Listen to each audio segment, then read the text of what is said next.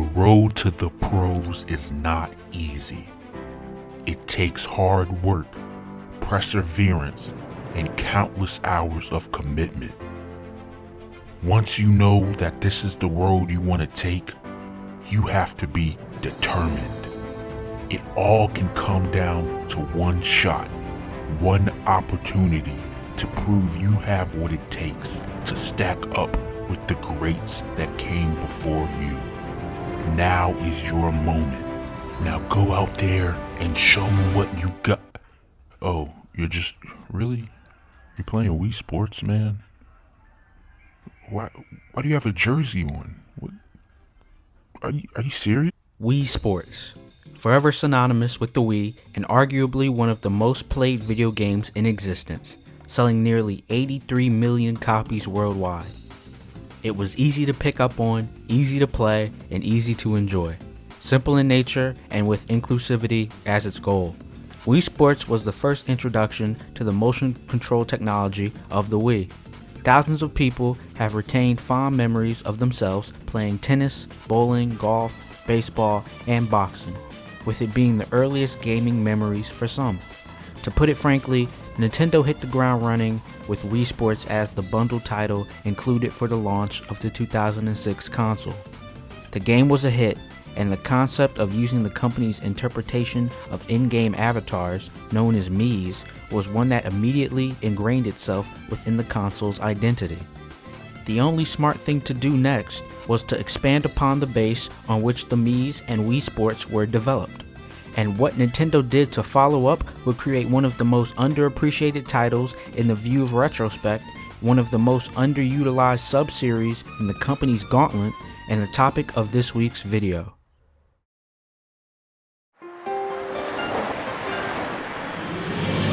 Wii Sports' direct sequel title was one in development almost instantaneously after the success of the original game. However, it was only expounded upon after the Wii Motion Plus peripheral was fully realized.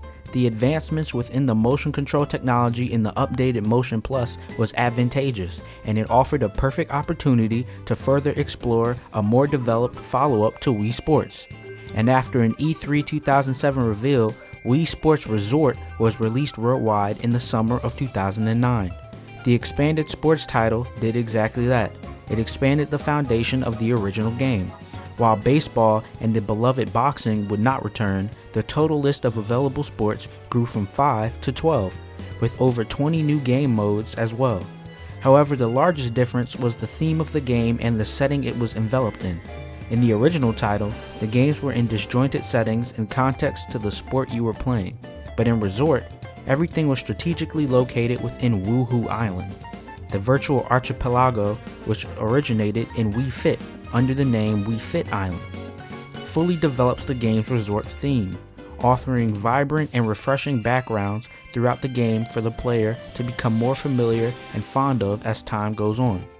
But the island is just one key part of the package that makes Wii Sports Resort a classic title. Let's talk about the sports themselves and what they bring to the table.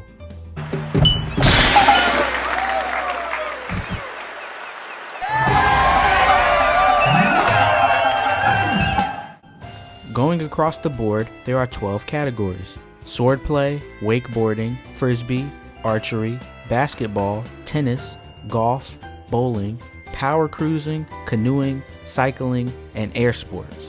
Returning sports like bowling and golf are rejuvenated in Resort, bowling receiving new 100-pin and spin control modes, and golf getting a frisbee interpretation with new tropical courses. Games like wakeboarding and power cruising cover the water sports of the island, while some of my favorite inclusions like archery and cycling show off the best of Wuhu's landscapes. Frisbee is definitely the cutest game, and even though I'm not very good at it, I still give it a shot just to see that little wee dog run around on the beach. Basketball even made the cut, allowing a full 3-on-3 pickup mode along with a 3-point shootout game that I've spent way too long trying to top my record. Way too long.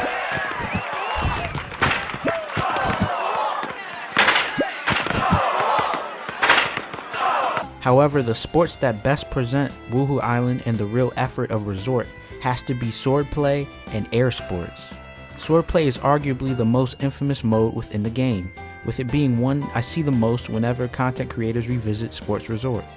And there is good reason to do so. It's literally competitive lightsaber fighting where you whack the crap out of a Mii as hard as you can until they fall off a platform that feels like a cross between ancient Rome and Wipeout. Aside from the standard duel mode, there's also Speed Slice, a versus mode where you have to out-fruit ninja your opponent, and my personal favorite, Showdown, where you have to run across the island bonking as many Miis as possible in a 1 vs 100 rail-style horde battle. As you continue to whack these Miis within the modes, the competition increasingly gets harder, and more powerful CPUs will appear to take you down, gifting the internet with the likes of Nelly, Tommy, Matt, and Pierre. No, not the Mii, the Mii. Then there's the air sports, where you pilot a biplane. There's skydiving, where you jump out of a plane and link with others on the way down, and dogfighting, where you play a kid-friendly reenactment of air battles from times of war. But the most important mode, the piece de resistance, the reason I wanted to make this video in the first place, Island Flyover. In this mode, the goal is to fly freely around Wuhu Island and collect landmarks and locations throughout the island itself. I've spent what feels like hours just flying around every nook and cranny of the island. It's not a massive open world like GTA 5, but for a game in 2009, this blew my mind. Miis are everywhere populating the island. You can identify every spot where every sport is individually played, down to the court where basketball happens and the sword fighting coliseum. As you continue to gather more of the locations, you unlock more in the mode, evening settings, night settings, and popping balloons. One of my earliest gaming moments was noticing the island in the distance, somewhat far from Wuhu.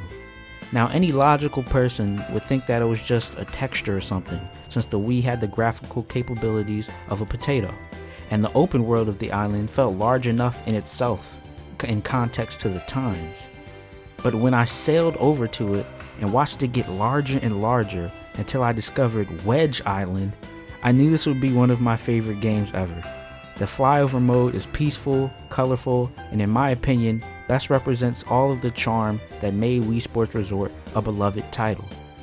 But even outside of that, the game was extremely solid and was a commercial success, selling 500 million US copies in its first week.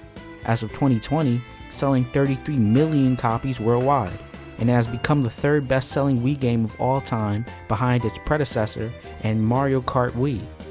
Yet, the last time we've seen of the Wii Sports series was Wii Sports Club for the Wii U. And well, we don't talk about Wii Sports Club. The resort theme, however, has been seen referenced in multiple games since. In 2011, Pilot Wings made a visit to Wuhu Island on the 3DS in Pilot Wings Resort. And the archipelago has been featured as a stage in both Mario Kart and Super Smash Bros. But in terms of an actual follow-up to Resort on the home console, nada.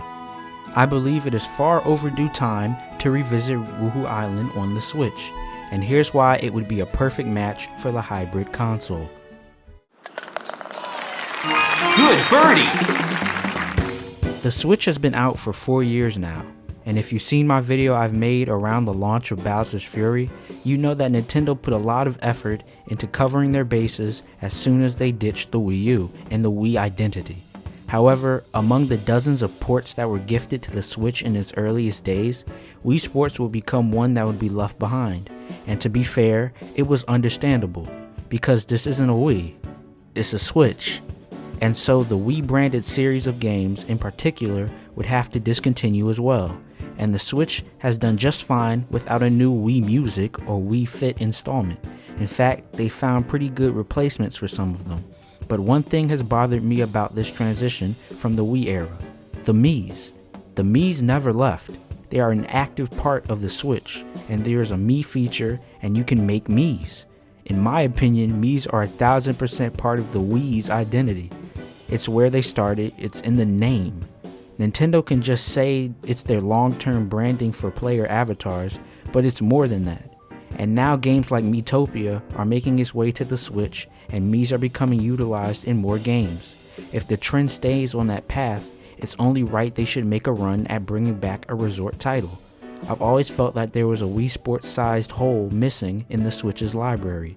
While Mario Sports titles are cool, and it's a sign of the times that Nintendo has actually put effort into getting the big names like FIFA and 2K on their platform, Wii Sports was the series that truly felt like an enjoyable Nintendo take on casual sports games.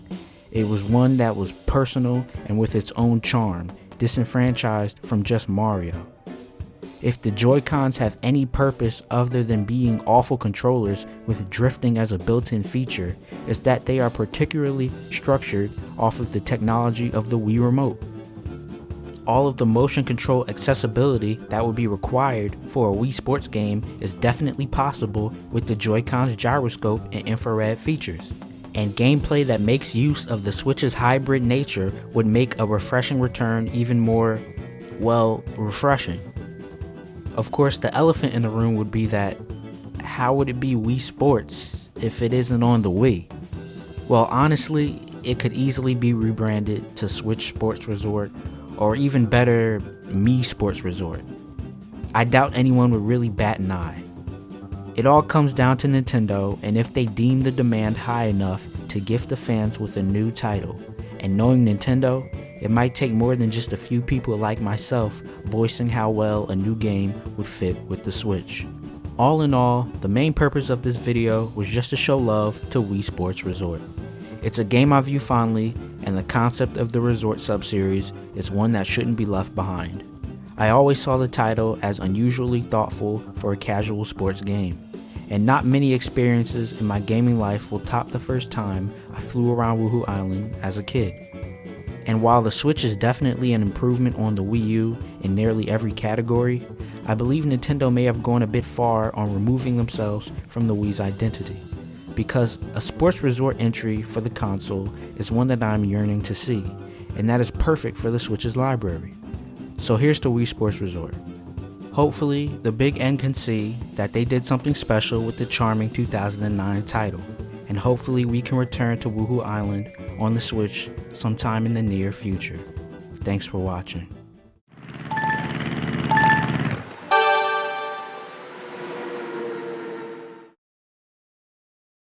Alright, if you're seeing this, you made it to the end of the video, so shout out to you.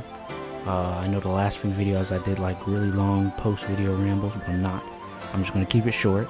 So, if you enjoyed this video, leave a like, subscribe, comment. All of that helps the channel. The question is, what is your favorite Wii Sports Resort minigame? So let me know in the comments below. So if I see answers, I know you're a real one and you made it to the end of the video. And that'll be all. Peace.